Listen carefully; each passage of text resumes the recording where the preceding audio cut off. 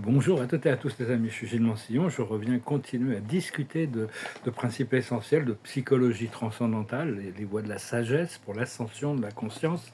Essentiellement, on est en train de se réveiller un peu plus tous les jours, il y a un réveil. Le procédé passe par un réveil, une transformation, une transcendance, une illumination qui nous amène à l'ascension. Cela dit, on peut très bien avoir une partie de notre esprit qui est éclairée, qu'on n'a pas encore transformé certains aspects ou transcendé des espaces, mais en réalité, c'est tout un éveil progressif qui est en train de se passer. Et donc, un peu plus tous les jours, hein, on est en train de se réveiller à la divinité que l'on est. Notre seule véritable identité, si on veut honorer Dieu, c'est de se souvenir que nous sommes le je suis. Nous sommes la divinité originelle. Et donc l'ascension, ce réveil, cette ascension, ça correspond en gros à pouvoir transférer plus de notre conscience dans les plans supérieurs et intégrer plus de la lumière supérieure dans notre corps physique. Donc enfin bon, il y a différents choix de lignes temporelles, mais c'est pas noir et blanc. C'est-à-dire que tout le monde, je parlais du flash solaire, je vais peut-être commencer par parler de ça, c'est qu'il y a un flash solaire qui se prépare, une activité solaire énorme qui est en train de se préparer, et ça va être une sorte de catapulte dans une autre dimension. C'est pas un truc qui va durer 10 minutes, hein, ça va durer 3 jours, peut-être plus. C'est ce que connu les 3 jours d'obscurité, ça va être vraiment quelque chose de très transformatif. Ça va transformer toute la réalité. Il y aura peut-être l'électricité va peut-être s'arrêter, l'internet va certainement s'arrêter pendant ce temps, mais tout va changer. C'est-à-dire les galactiques, il y a beaucoup de toutes sortes de flottes galactiques qui sont là, qui vont qui pourront subvenir aux besoins des populations pendant ce temps-là. Donc c'est vraiment ce qu'on doit faire, c'est tout le monde ne sera pas non plus nécessairement élevé. Tout le monde percevra ce flash solaire différent. On peut voir que les aborigènes vont le ressentir différemment que les traders de Wall Street. Enfin, il y aura toutes sortes de choses qui vont se passer selon le niveau de conscience des gens. Mais enfin, ce qu'on doit faire pour se préparer, c'est libérer les peurs, dissoudre les jugements et préparer son corps, hein. On doit vraiment le corps est en train on doit reprogrammer ça va reprogrammer notre corps physique, mais on doit déjà commencer un peu une purification. Donc c'est des vagues, d'abord c'est une vague de réveil, après ça il y a tout un lâcher prise qui est très important, hein, de nettoyer, de préparer toutes sortes de changements dans notre vie. Pour se préparer, il y a une réunion avec la connexion avec les plans supérieurs et toutes sortes d'intelligences supérieures avec nos guides, et puis il y a une préparation électromagnétique. Enfin, on ne peut pas voir vraiment ce qui va se passer. C'est impossible. Toutes nos attentes sur ce qui va arriver, c'est une sorte de résistance au procédé, hein. On doit vraiment abandonner l'idée du contrôle pour avoir la confiance en la conscience cosmique, la confiance cosmique.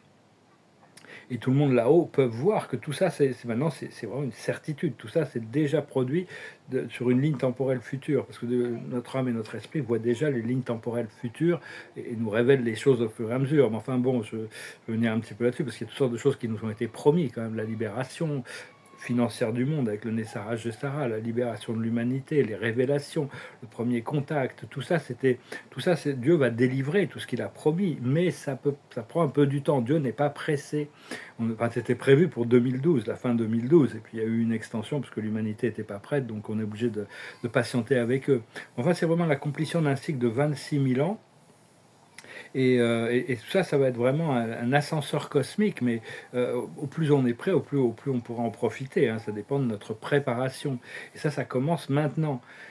Respirez et souvenez-vous de votre divinité. Commencez à vous souvenir de votre divinité dès maintenant.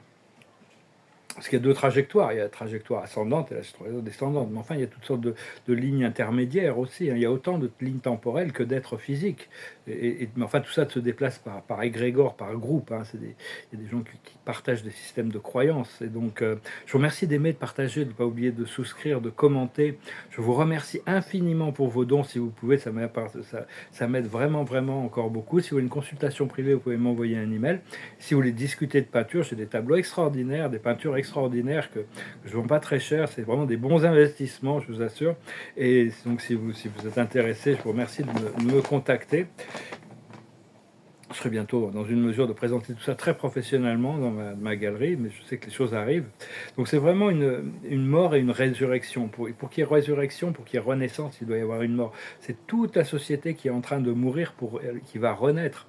Il doit y avoir une destruction pour qu'il y ait une reconstruction. Donc il ne faut pas avoir peur du changement. C'est il faut désapprendre tout ce qu'on a pu apprendre dans la matrice sombre pour réapprendre les concepts de la lumière aussi, hein. C'est des choses qui viennent progressivement. Et, enfin oui, on doit avoir confiance que tout ce que l'univers nous a promis, sera délivré, hein. Dieu tient toujours ses promesses quand même, c'est Dieu, hein. Donc bon, s'il le fait à travers ses messagers, c'est que bon, les promesses seront tenues. Enfin, il y a des annonces qui m'ont été faites il y a 12 mois, comme quoi la fin de mes galères était finie, et puis je suis toujours dans l'état de survie, hein. J'ai beaucoup de mal d'ailleurs à gérer tout ça, cet état de survie. C'est tellement peu naturel pour moi, j'ai jamais vécu ça avant. Et donc, mais je dois accepter que c'est un aspect limité de mon ego qui n'aime pas la pauvreté. Parce qu'au niveau de mon âme, tout ça, mon âme est complètement indifférente mes conditions de vie, toute mon expérience, à toutes les circonstances de ma vie. Donc c'est moi qui ai un peu du mal à m'adapter à ça, alors que l'âme, elle vit dans un autre plan où elle n'a besoin de rien. Elle est connectée à Dieu éternellement. Pas qu'elle s'en fout un peu, mais elle a son agenda et ça reste un peu mystérieux, ça se révèle progressivement. Cela dit, on est quand même au service du tout et on cherche à se réintégrer avec notre âme. Et donc je dois accepter que tous c'est des aspects ombrageux de moi-même qui ne peuvent pas accepter, qui ont du mal à accepter mon état de survie actuellement. Et donc, j'ai un peu l'impression, des fois, j'arrête pas de recevoir des messages d'abondance et de liberté, mais enfin, ça s'est pas encore intégré dans la matière. Des fois, j'ai l'impression d'être comme Edmond Dantès, qui a été jeté au château d'If. Il a rien fait, il est complètement innocent.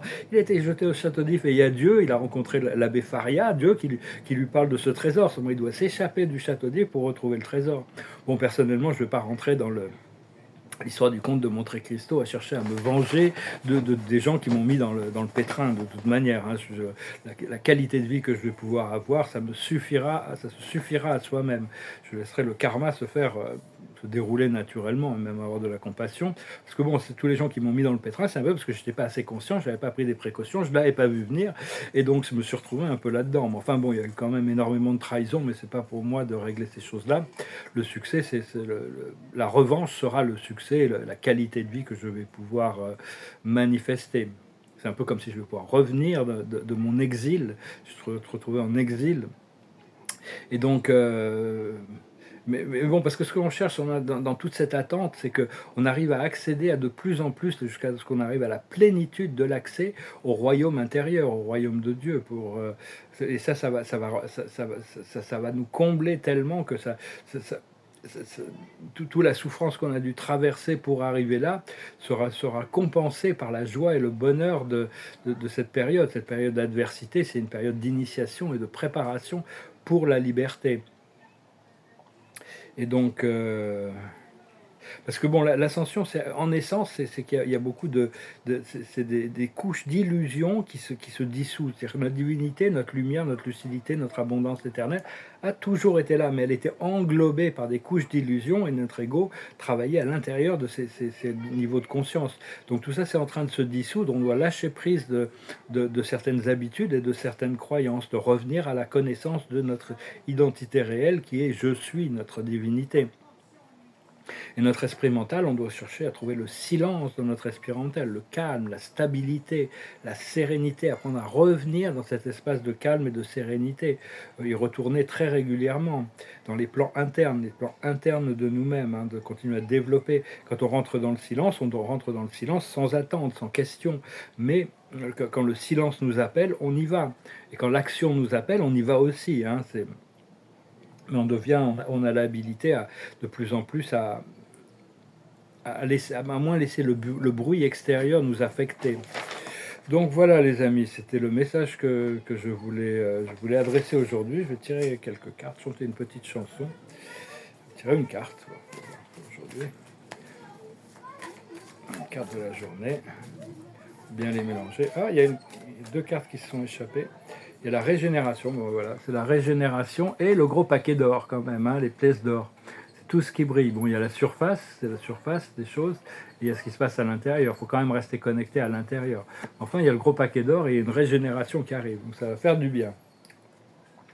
Donc voilà, je vous remercie d'aimer, de partager, de commenter, de souscrire. Je vous remercie infiniment pour vos dons.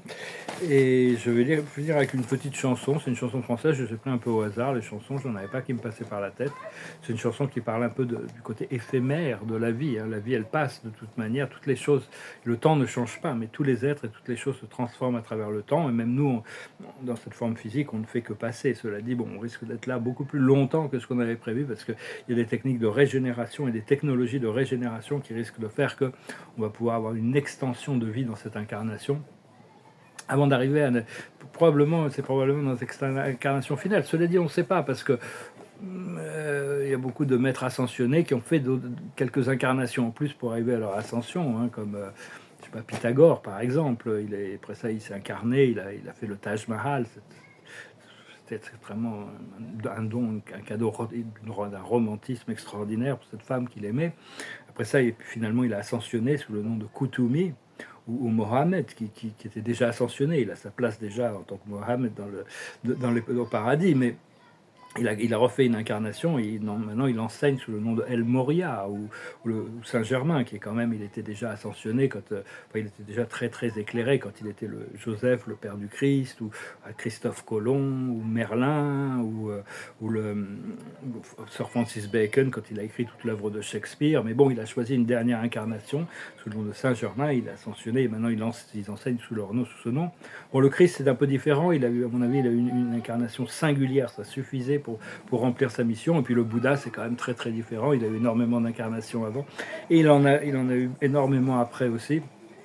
Enfin, tout ça, c'est des choses qui vont se révéler. C'est des amis, les maîtres ascensionnés, vous pouvez faire appel à eux. Hein, continuez à appeler les archanges, l'archange Michael, l'archange Gabriel, l'archange Raphaël, l'archange Uriel, l'archange Ariel, l'archange Métatron et tous les autres présences spirituelles, hein, pas la peine de toutes les appeler, mais pensez qu'ils sont là et qu'ils sont disponibles comme des ressources qui peuvent vous guider, vous assister, vous protéger et vous encadrer. Hein. Bon, des fois, ils remettent les choses en place pendant qu'on dort, on travaille avec eux de toute manière. Donc voilà, je suis retrouvé un peu mon souffle. C'est dur des fois, hein. Ça fait un mois que je n'ai pas fumé de tabac, je suis un peu dur, mais je tiens le coup pour le moment. Donc c'est une chanson qui s'appelle Mon ami la rose. On est bien peu de choses, c'est mon ami la rose qui l'a dit ce matin. À l'aurore je suis né, baptisé de rosée, je me suis épanouie, heureuse et amoureuse, au rayon du soleil, je me suis fermé la nuit, je me suis réveillée vieille. Pourtant j'étais très belle, oui j'étais la plus belle des fleurs de ton jardin.